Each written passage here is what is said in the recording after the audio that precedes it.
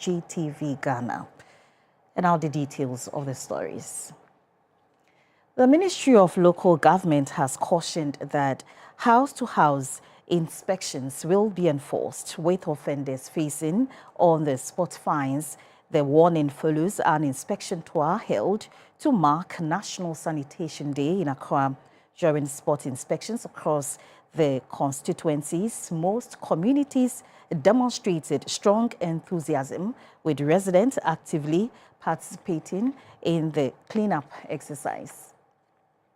The Ministry of Local Government toured selected constituencies on the first Saturday of the month, observed nationwide as Sanitation Day in Accra. At Ayawaso West, overgrown and littered road medians were observed along the highway, particularly in front of the Assembly's office. In contrast, street hawkers at the Jolu Junction were actively engaged in cleaning, while cleanup exercises were ongoing at La Paz, where the streets appeared noticeably cleaner than during last year's inspection. The municipal chief executive, Mr. Christian Tetebaja, attributed the improved conditions at La Paz to routine sanitation exercises. It has been a routine exercise for us. We have a two-way collection mode. Every week we come once. Every week we come once proud to the National Sanitation Day. And also we collect it twice daily. We use our two compactors, that from Zoom Lion and that of our office, and also 8 baller taxis who go on a routine collection. So if you come and you have seen the improvement in the area, it is as a result of this plan we have put in place. At Ablekuma North, the municipal chief executive was seen personally supervising the cleanup activities, making it one of the neatest areas visited during the tour. The team concluded the inspection at Kakari Park in Dansoman, where residents were desilting gutters. As we went round, an interesting thing we saw is that there was a lot of enthusiasm among community groups. They are joining the cleaning up campaign. They come in their numbers, voluntary groups, and they all join it. This is a very positive change, and we believe other assemblies who haven't started it will also start that. The Municipal Environmental Health Officer of the Ablekuma West Assembly, Ms. Mabel Frimpong, encouraged Ghanaians to take sanitation seriously and adopt it as a daily habit. For GBC News, Yaira Lawe reporting. From the Greater Accra region, let's now take you to the Western region. And in a major development, Sekondi's long-standing appeal for a new market has been addressed. The push gained attention after an emotional public appeal by the Member of Parliament, Mr. Blay Amanyamike, to the President and government officials. Now, the Sekondi market is set for redevelopment following the signing of a $12.83 million agreement between the Finance Minister, Dr. Cassel Atuforsen, and the African Development Bank. For over a century, Sekondi's traders have endured a market in shambles, a relic of the 1920s, crumbling and hazardous. The plea for help had fallen on deaf ears until the MP's impassioned plea. Now, with the market earmarked for reconstruction under the Big Push program, hope is renewed for this historic city's commerce to thrive.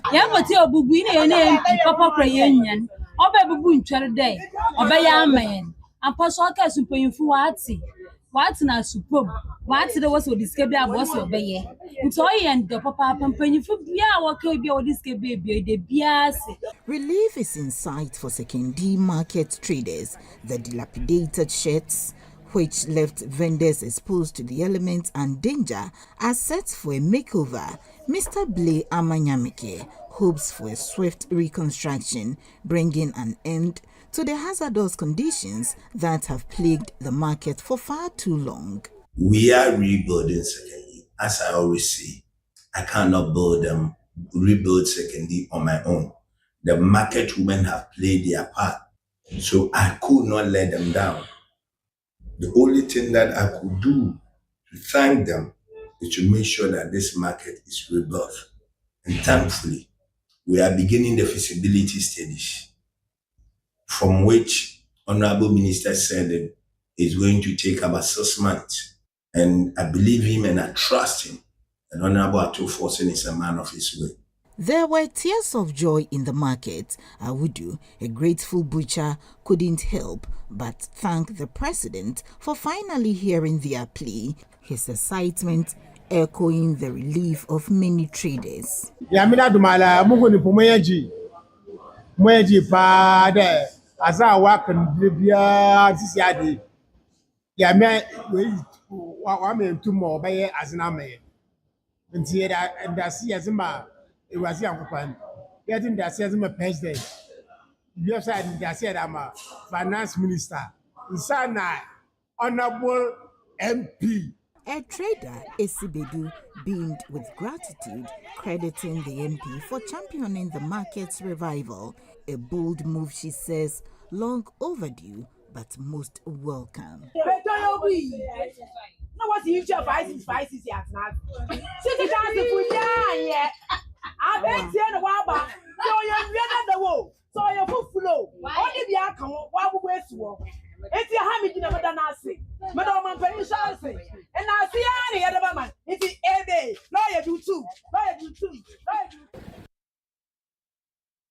Hello again, still watching News Hour on GBC News and GTV. Now to the central region where a physiotherapy center has been opened in Cape Coast. The center is expected to use music and dance to heal people suffering from loneliness as a result of depression, stroke, Parkinson and sickle cell diseases. The center was unveiled by the Danish ambassador to Ghana, Jacob Linolf. The establishment of the Physiotherapy Center is a collaborative effort between the African Footprint International in Ghana and the African Footprint Foundation based in Denmark, with support from the Globus Fund in Denmark. Apart from the equipment and physiotherapists that are being brought in, music and dance will play a critical role in the healing of the sick at the center. The African Footprint International uses music and dance to heal. Ghanaian music and dance is having a tremendous impact on the sick and the elderly in hospitals in Denmark. That a major challenge in Denmark is a feeling of loneliness, especially by people living with depression, stroke, Parkinson and sickle cell diseases. And Ghanaian music, for instance, helps in their rehabilitation process. 5 physiotherapy students and 2 of their instructors are already in Cape Coast. Another group of 20 students and 4 of their instructors from Aarhus Free School in Denmark are also in Cape Coast to learn the Ghanaian music and dance forms in an exchange program. The founder of the African Footprint International, Samuel Addison, who himself is suffering from Parkinson's disease, explained what inspires the initiative. I have been working in Denmark in the health and care department, and because of that, I've been able to understand what they need. And I use music and dance to reach them. And I got to know that the dementia respond very much to music. At least it helps them to get their condition better. The head of the board of African Footprint Foundation in Denmark said the project is to create awareness and build capacities. Denmark's ambassador to Ghana, Jacob Linolf, was excited about the positive impact Ghanaian music and dance is having on the elderly who are lonely. Already now a center for cultural exchange between Denmark and Ghana. So today we have seen more than 20 young students coming out here. We have seen this group of young physiotherapist students who will stay here for several weeks to help educate and train locals who can then use the facilities here for local people in Cape Coast and neighboring area who suffer from different kinds of lifestyle diseases.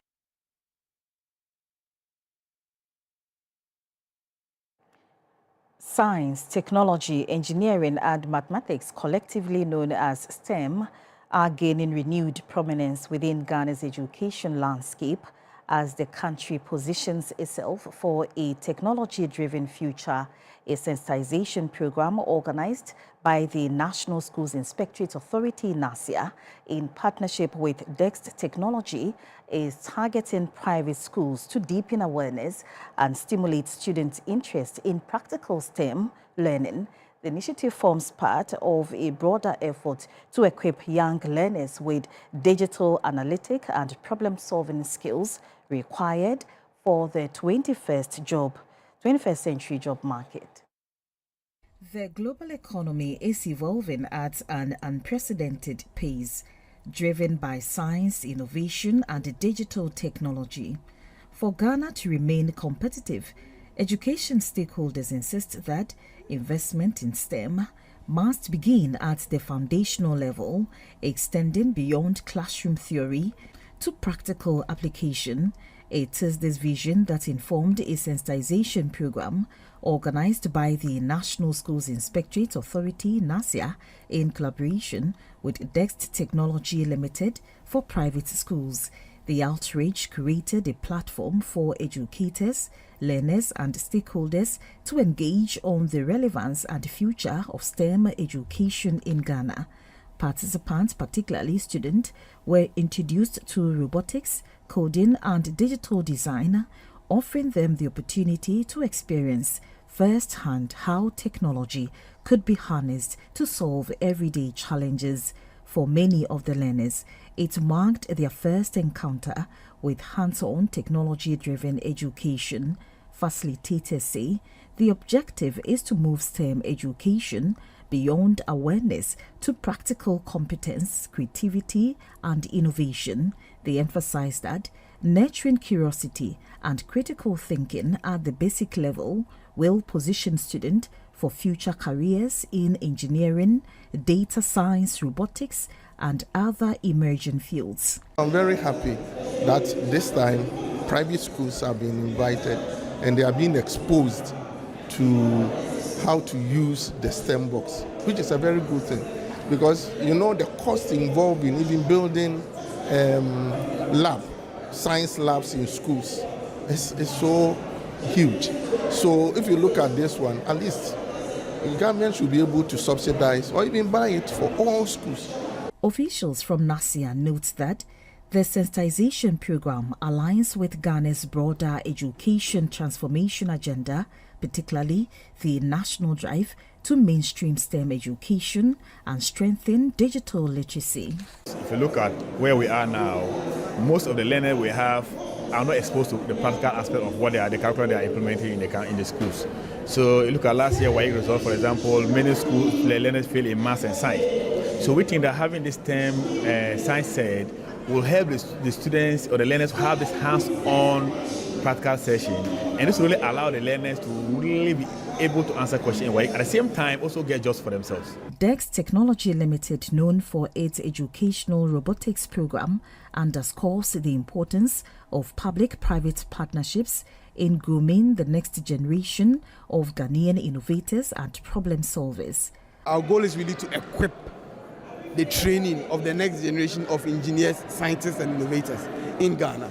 And so we created a science set just to do that. The science set is the most affordable tool available now that can help students, schools, parents engage in STEM education. Organizers maintain that as the world transitions towards automation and digital solutions, Ghana's investment in STEM education is no longer optional, but urgent and strategic. For GBC News, Gifty Eji, Accra. And away from that story, the government has assured traders at the Turaku cattle markets of plans to redevelop the facility. This is part of a broader effort to modernize Ghana's livestock industry and reinforce the market's position as one of West Africa's leading cattle hubs. Established in the 1960s, the Turako Cattle Market is the largest livestock market in West Africa, sustaining the livelihoods of an estimated 80,000 people who depend directly and indirectly on its operations. The market continues to serve as a vital lifeline for thousands of families, making its redevelopment essential, not only for trade, but also for sustaining livelihoods and strengthening local economic stability. During a working visit to the Turako Cattle Market, the Minister for Food and Agriculture, Mr. Eric Opoku, said the government has prioritized the redevelopment of the facility, describing it as too vital to be left without modern infrastructure. The proposed upgrade will feature a modern slaughterhouse and other essential amenities designed to enhance hygiene, efficiency, and value addition across the livestock value chain. As an immediate measure, the minister announced plans to install 50 street lights at the market to improve security and facilitate uninterrupted 24-hour operations. ne nyinaa yɛ adwuma kaa no ɛde mu ano ba anadwo nyinaa ne ɛwɔ ha yɛ yie na ebi nso to bi kɔ nti wɔ sɛ ha deɛ light deɛ wɔ sɛ gyina so kama na MCU abɔ mmɔden wɔpɛ kakra bɛbɔ ha ba wo a esua edi nyame yɛ adoma kyerɛ nko a mɛma MCU ɛyɛ street light no mako 50 na ọfọmọ anyira na anyira anya shirei na obia nso enya asomdwe se bɛyɛ 24 hours no yebetu ayɛ adwuma kama. The General Secretary of the Ghana National Livestock Breeders and Traders Association, Sheikh Issa Amate, appealed for enhanced infrastructure.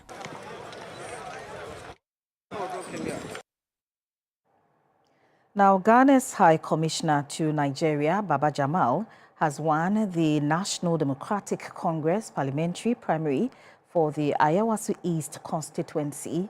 He secured 431 votes to defeat Amina Adam in the tightly contested race. The primary was held to select a candidate to replace the late Member of Parliament who passed away on January 4, 2026. Baba Jamal Mohammed Ahmed received 431 votes. Haji Amina Adam secured 399 votes. Mohammed Rami garnered 88 votes. Dr. Yakubu Azenda had 45 votes. And Mohammed Najib received 1 vote. These figures reflect the combined totals from the 2 voting centers. The tightly contested primary attracted significant public interest, particularly amid discussions around campaign conduct. During the primary, Baba Jamal's campaign distributed items such as 32 in television sets and boiled eggs to delegates. Gestures he maintained were acts of goodwill and not intended to influence the outcome. Baba Jamal will now lead the NDC into the Ayawaso East by-election.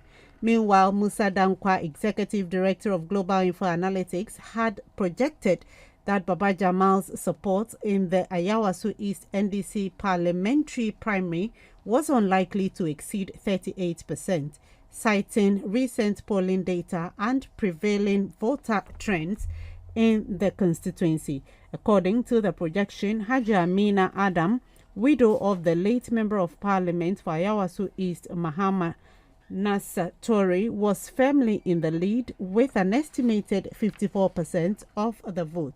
Mr. Dankwa noted that even under the most favorable conditions for Baba Jamal, the data showed a significant gap between the 2 leading contenders, making a dramatic late shift in the voter preference impossible.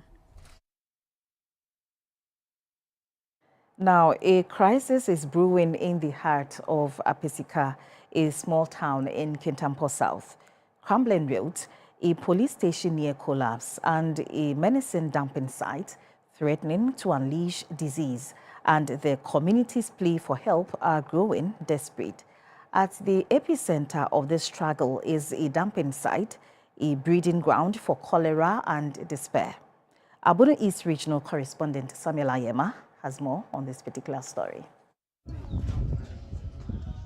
In Apesika, a dumping site at the town's heart is a tickling time bomb for disease. Cholera looms and residents cry out for help. Assembly member Thomas Kusi joins the plea, urging government action to clear the site. Lives need to be protected before whatever will happen.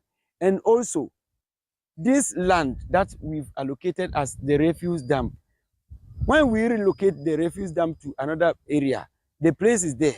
Any developmental project that we need for the community or the government need a place to maybe put up a structure or any development at whatever view, the land will be there. Apesika's roads are a mess, trapping the town in hardship. Electricity, a basic need, remains elusive. Its chief, Nana Owusu Emmanuel, leads the call for change.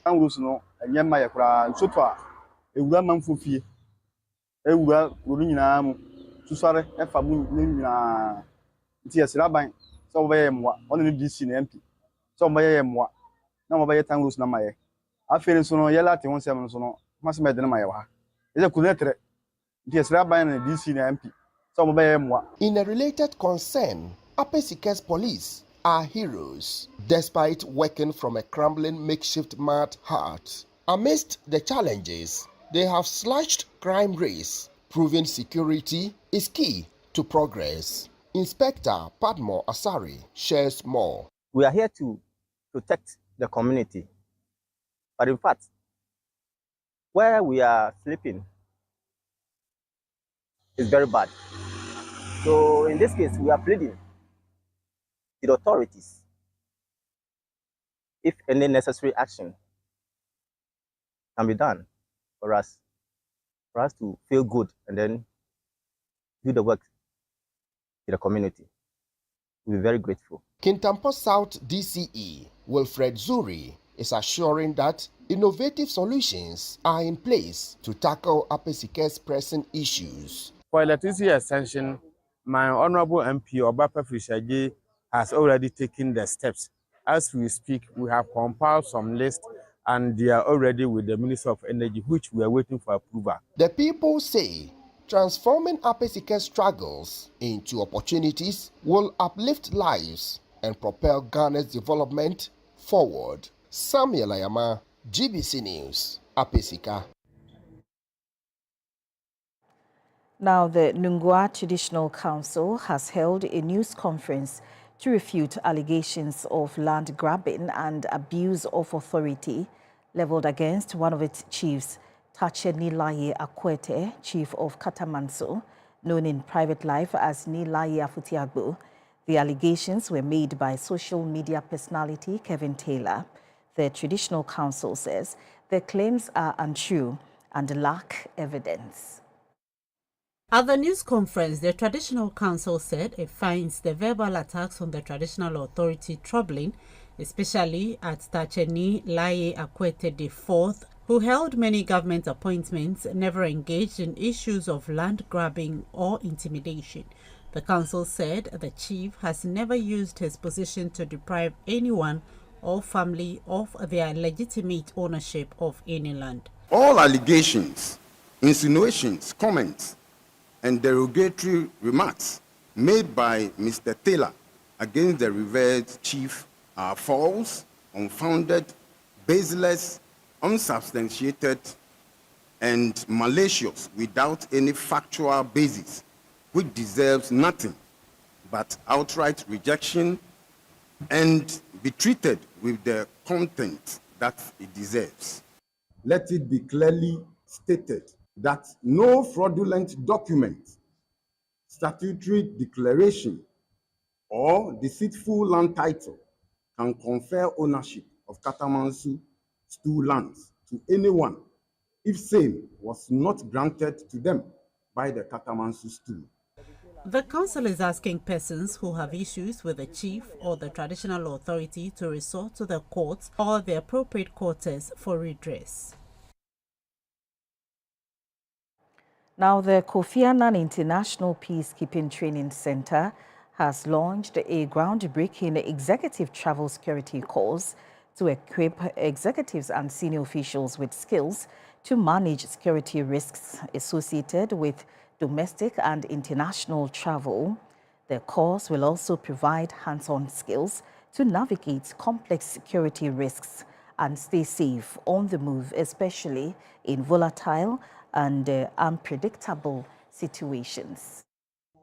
KIPTC's inaugural Executive Travel Security course is pushing boundaries, tackling uncharted areas of travel security. The course covers crucial topics like risk assessment, personal security, crisis management, and threat analysis, equipping senior officials with life-saving skills to manage security risks associated with domestic and international travel. The Deputy Commandant of the Kofi Annan International Peacekeeping Training Center, Brigadier General Zibrim Ayorogo, emphasized the course's importance in addressing the growing complexity of security threats in an evolving global environment. Brigadier General Ayorogo also commended the course team for their efforts in developing and delivering the pioneering program. He urged participants to take full advantage of the opportunity to invest in their personal security. Our Lady of Fatima Catholic School in the Lower Krobo municipality is turning 25. The school launched its Silver Jubilee celebrations, embracing 25 years of learning, discipline, and holistic Catholic education. The decision to establish Our Lady of Fatima Catholic School was birthed during an annual general meeting of the Sisters of the Catholic Church at Agomenya. The school, which initially started as a girls-only institution, later became a mixed school. It began in the year 2000 with just 7 girls under the leadership of Sister Consolata Ajiman. The facility was later relocated from Agomenya to Kpong. Professor Eric Nyako Sampson from the University of Environment and Sustainable Development said the school's commitment to academic excellence, discipline, and moral upbringing is rooted in Catholic values. The municipal chief executive for Lower Manyakobo, Mr. John Ate Mati, described education as a reliable companion for success. Don't have any other friend dear to your heart than your books. Learn very hard, and I believe in the near future, you are going to assume the roles that we are playing today. The headmistress of Our Lady of Fatima Catholic School, Paulina Osei, emphasized education's power to mold individuals from childhood to adulthood, equipping them for life's journey. We continue to nurture talents that build confidence and leadership. By God's grace and community support, we have achieved additional classrooms, renovated facilities, a functioning computer lab, science lab, music theater, which will be commissioned in October. As part of the ceremony, the 25th anniversary logo and commemorative cloth were unveiled, while future classroom blocks were showcased in pictures. The event was also marked by cultural performances and poetry recitals by the students.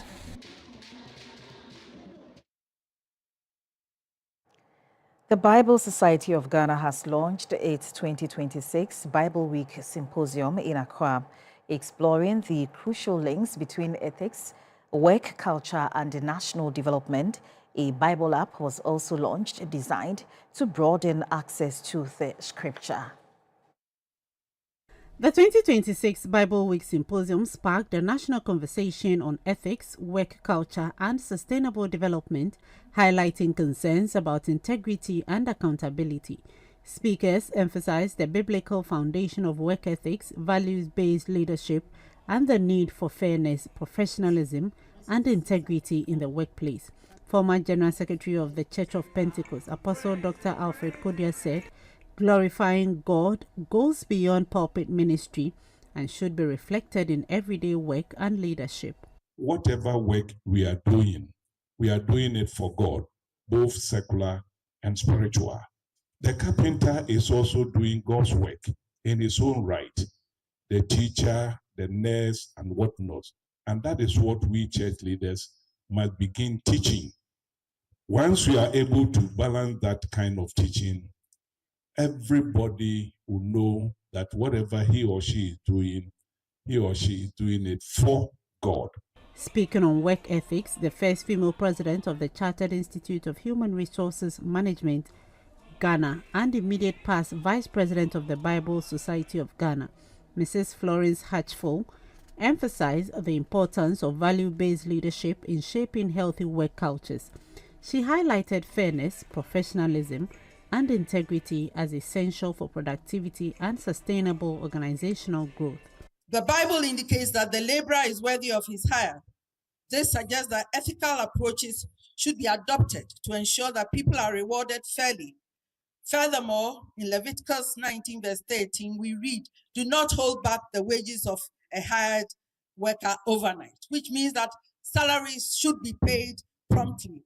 From a national development perspective, a lecturer at the University of Ghana Business School and governance consultant Dr. Zachariah Lagnell said, biblical values can inform governance systems and public accountability, and politics shouldn't be seen as a quick way to wealth. The Bible app was launched at the symposium, making scripture more accessible and affordable. The Bible Society of Ghana aims to promote ethical living and national development through biblical value.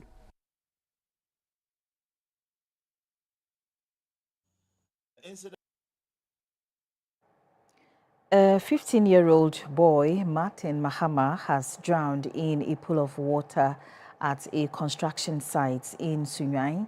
The boy is reported to have drowned or have gone swimming in the stagnant water after returning from school. Our Bono regional correspondent has more on this.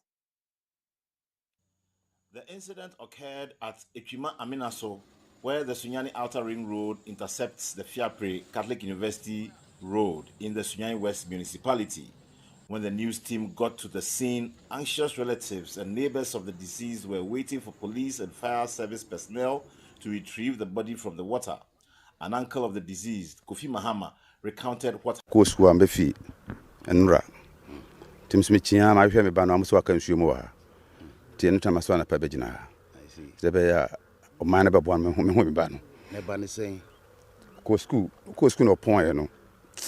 In fact, headmaster frame me catch say me bana be fie me say dabi. See dabi no. Na me so o catch say o mo kodware nsuo, tom kodware nsuo no. O mo ye boys 5 na call enti me de ende wa ma. A neighbor, Raymond Yeboah, told GBC News that the personnel had come to the site the previous night but could not retrieve the body. Oh, mobile na the way adiasa no. No mo say o hefa na ya incident ni see na ade. Na e kwachire mo ba bia na bike no wo. Omo na mo wa no mo didi agoro mo photo ya bia na ebobo. Nto mo kwachire na ye kwachire omo na mo hwehwe ya na anche bia na police for no so buy. So as we speak, the body is still in this water behind me. And according to his uncle and the neighbor, yesterday the police came in. One of the boys came to show them exactly where the boy entered the water. And they decided that they will come back this morning. Initially they gave 3 a.m., but then they moved it to 6:30 to get here. That is the Ghana Police, the Ghana Fire Service, and NADMO plan to meet here this morning, 6:30, to start the work of trying to recover the body. The contractor handling the Sunyani Outer Ring Road project is Kofi Job Company Limited. The project administrator of the firm, Kwabna Eje Ahin, expressed dissatisfaction with the emergency response system in the country, saying the company personnel had been ready to act the previous day but were asked to wait for the emergency response action by the police. You see, even though I understand jurisdictional matters, if it's an emergency, you have to. And if you have the means to come to the rescue, you have to talk about jurisdiction and therefore you toss people from one station to the other. Why don't you come? We rescue and then transfer the case to the appropriate station. That could have been done. So later on, the police officers, firemen, and officials of the Kofi Job Company, the Department of Urban Roads, and NADMO joined the effort to recover the body. Using excavators, a trench was dug to drain the water, and eventually the corpse was found.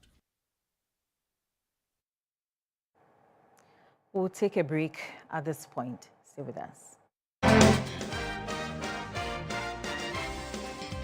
Natural mosquito repellent. Highly recommended by Ministry of Health, CHAS and GES. Lab tested by Noguchi Medical, field trialed by Atomic Energy Commission. It has no chemical or side effects and is good for all ages and skin type. MedShea is available nationwide. Contact us on 0244892413. This advert is approved by FDA.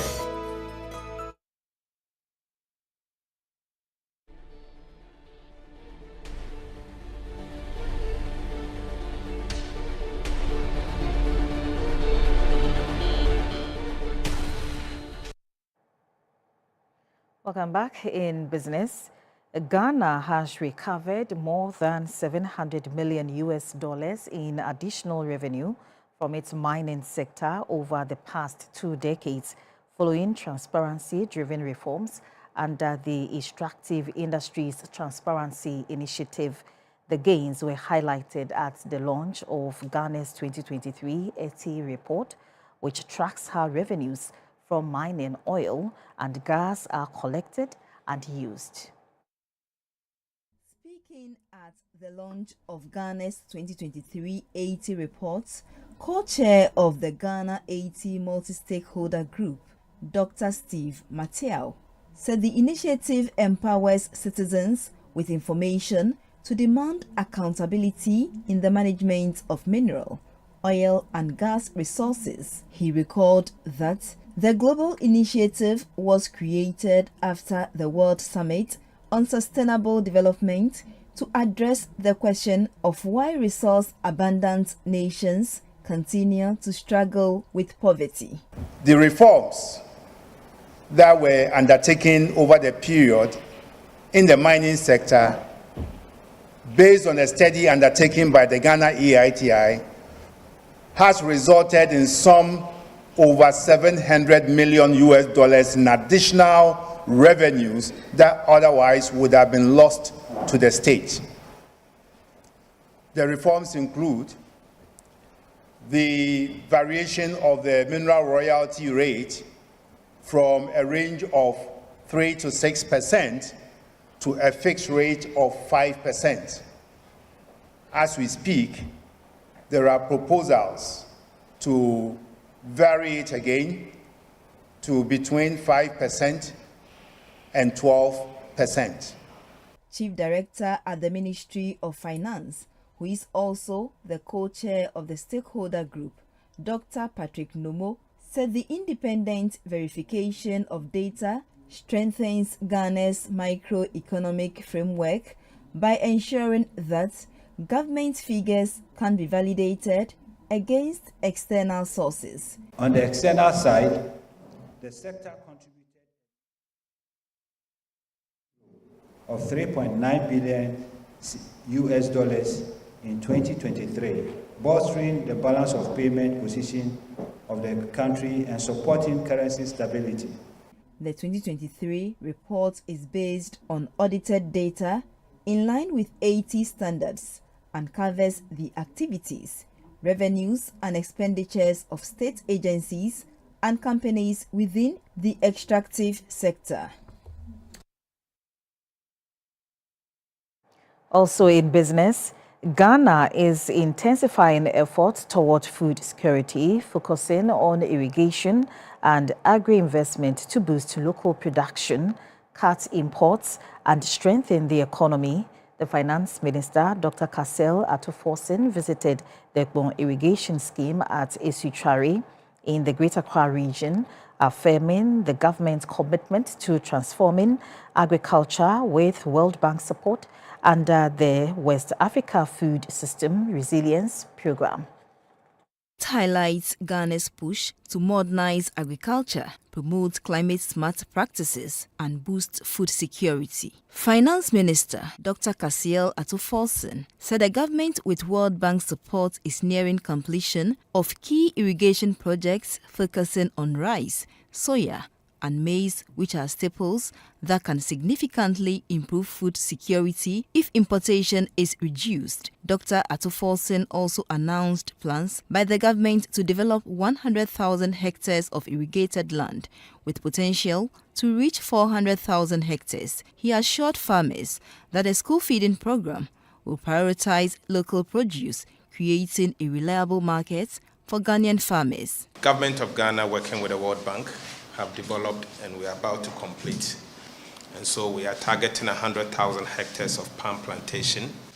We are also targeting rice for Ghana to be self-sufficient in rice. But to you farmers, I want to assure you that His Excellency the President has directed that school feeding program in particular buy made in Ghana food to be able to use to feed our school children. World Bank's Division Director for Ghana, Liberia and Sierra Leone, Mr. Robert Taliesio, said the initiative supports Ghana's priority to develop agriculture, a key GDP contributor. He said strengthening irrigation and productivity at Pong will help build a resilient food system in Ghana. The agriculture sector in Ghana is about a fifth of GDP currently, and it accounts for over a third of employment in Ghana. What are the constraints? Infrastructure is the thing that keeps coming up. Investments in irrigation, investments in roads, farm-to-market roads, etc. And so the bank is committed to providing support to the government of Ghana to address some of these constraints in infrastructure. The West Africa Food System Resilience Project is a Government of Ghana project funded by the World Bank, coordinated by ECOWAS, and implemented in 8 West African countries. Its goal is to boost food security, preparedness, and resilience in the sub-region. And that was health coming up, and that was business coming up is health.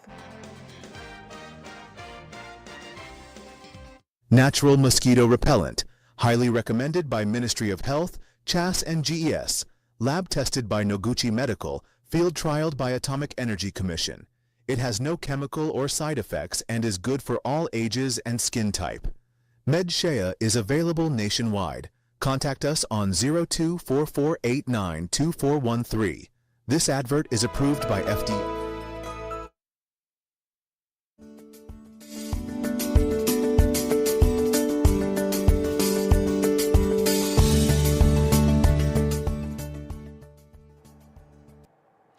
Welcome to the health segment brought to you by Jehovah Trust Herbal Center and Jam Vita.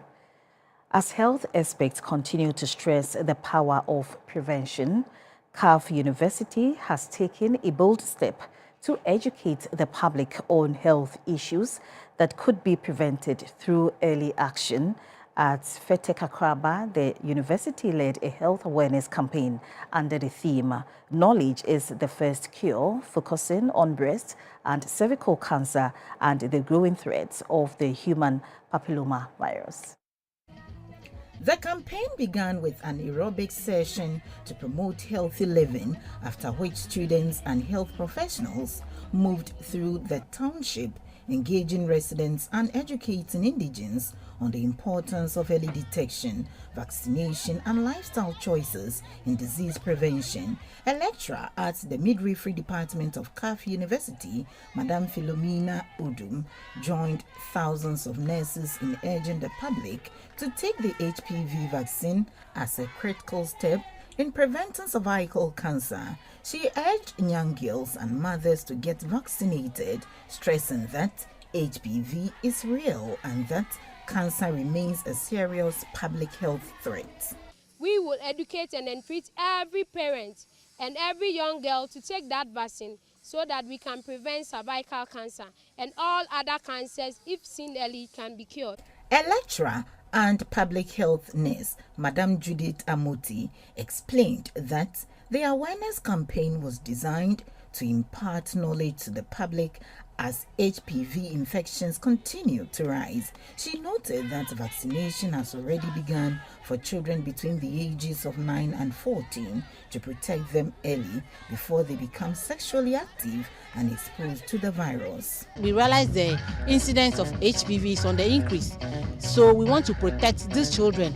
We are doing this with the mind that maybe by the time they get to their teen, and those who enter into any sexual activity, because we don't know the state of who their partner is going to be, we are giving this vaccine so that these children will be protected. The initiative highlighted education, physical activity, and community engagement as key tools in reducing disease-related deaths and improving public health outcomes.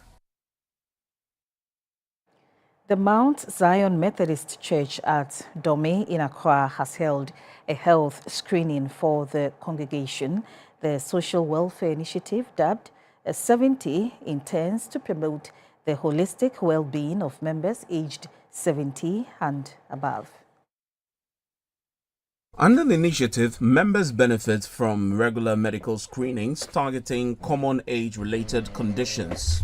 Very Reverend Joshua K. Abwaji Organ, Minister in charge of the Mount Zion Society and Superintendent Minister of the Dome Circuit, said caring for the aged, the needy, and the less privileged remains a core focus of Methodism.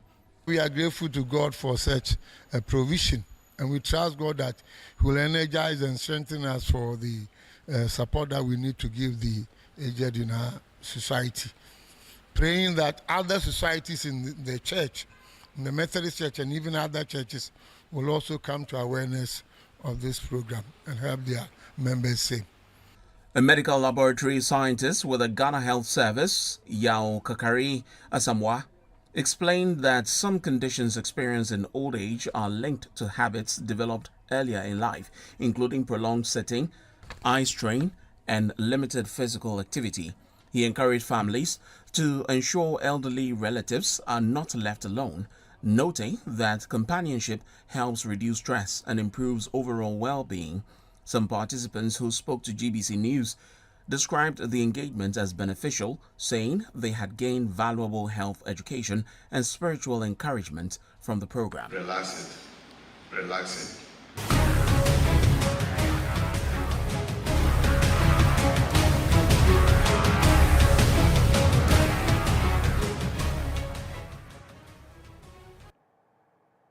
Welcome back. On the international front, a Nigerian court has ordered the British government to pay compensation to the families of 21 coal miners killed in 1949.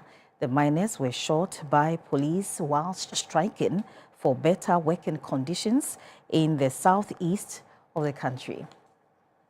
The colonial police, made up of Nigerians and Europeans, shot dead workers striking for better conditions.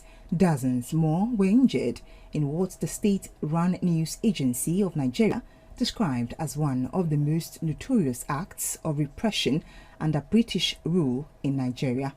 Historians say the killing helped galvanize support for the burgeoning anti-colonial independence 11 years later in 1960. The UK government said it had not been formally notified of the judgment and so could not comment. Families and rights groups have led a decades-long campaign for official acknowledgement and compensation. The ruling, delivered by Justice Anthony Onovo in Enugu, described the massacre as unlawful and extrajudicial violation of the right to life. In Morocco, more than 140,000 people in total have been evacuated as authorities attempt to bring their population to safety following heavy downpours in the north of the country. Several provinces in northern Morocco were placed in water alert warnings by authorities after heavy downpours over the past days flooded large areas of the zone. Around 140,000 inhabitants in total were evacuated to rescue them from flooding, but for some, the precautionary measures came too late.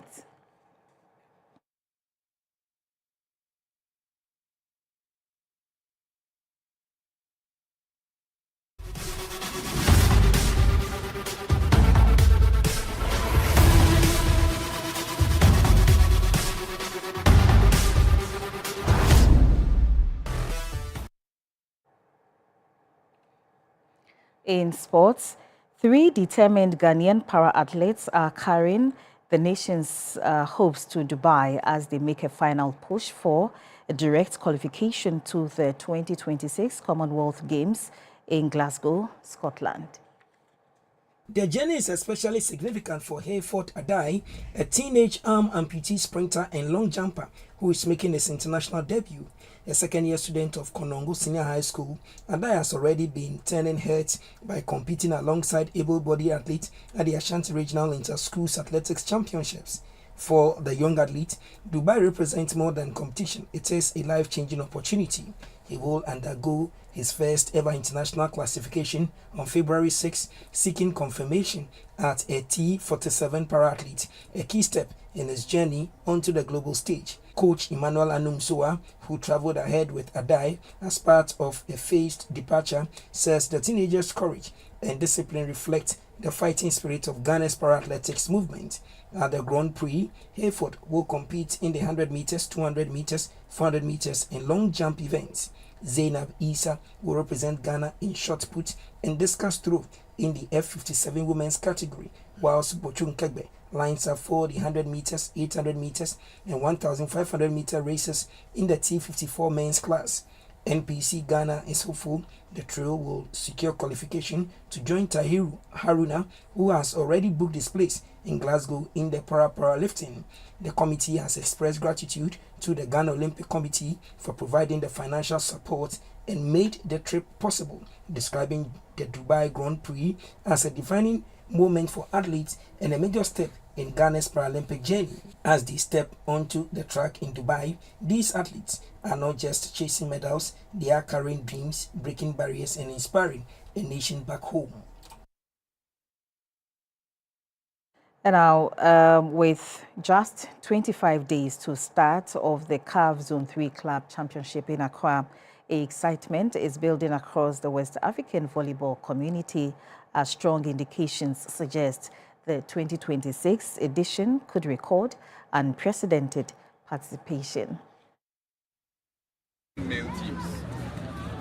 Nigeria is presenting 4 male teams. Burkina is presenting 3. Cote d'Ivoire is presenting 3. Benin is presenting 4. Togo is presenting 2. And Niger is presenting 1. So we have 25 teams for the men. And the women, we have 17 teams. So it's going to be a festival of volleyball. And so for the men's team, I can tell you that it's just the 2 top teams that will qualify for quarterfinals. So you are going to be grouped into 4 groups of 6 teams each. So if you want to qualify for quarterfinals, you must win at least 4. That is the excitement that is coming. This is the first time also that a club is hosting on behalf of the nation for the entire Zone 3. But above all, throughout the Zone 3, since its inception, this is the highest participation that we are getting. And simply because it is Ghana, and possibly because it is Yapo Ankara, Kofi Idi Adam, and John Mahama. Because they see that the Ghanaian environment is safe, is stable. But they don't know that when I come, it will be much stable than this.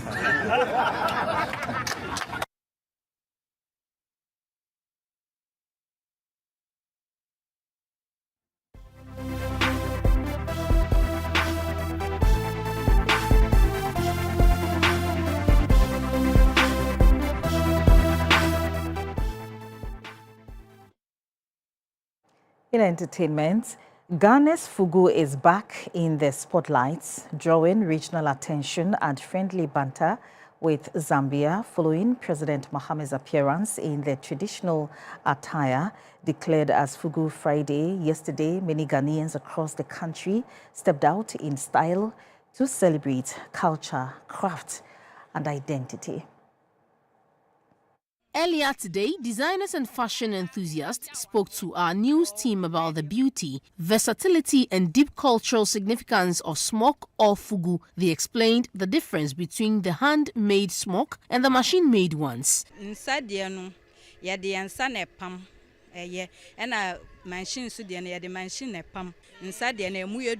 Fine, no ya emuyedu papa ne bi ba de man sha pam ne de emu enhya da nya du sa nti obi nso wo ne sika nsu enu ba ne sika be so de ya pam no. Adding to the celebration, several members of parliament were seen dressed in vibrant fugu designs, signaling their support for our culture and heritage. The display underscores the fact that fugu is more than a fashion statement. It is a symbol of identity, pride and tradition. Very good. Ghana, our heritage.